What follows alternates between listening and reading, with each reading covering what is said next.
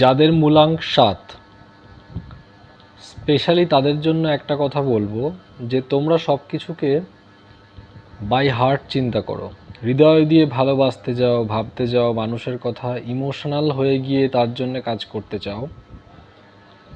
এটার সাথে একটু ব্রেনকে অ্যাড করো।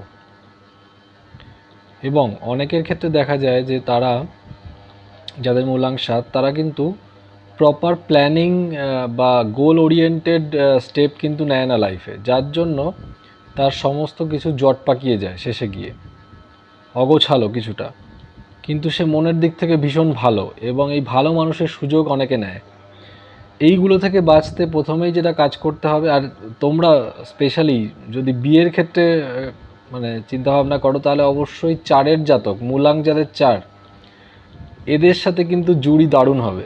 মানে রাহু আর কেতু, এদের কিন্তু মানে ওই সচিন সেওয়াগের মতো জুড়ি হবে, একদম ডাবল সেঞ্চুরি, ট্রিপল সেঞ্চুরি।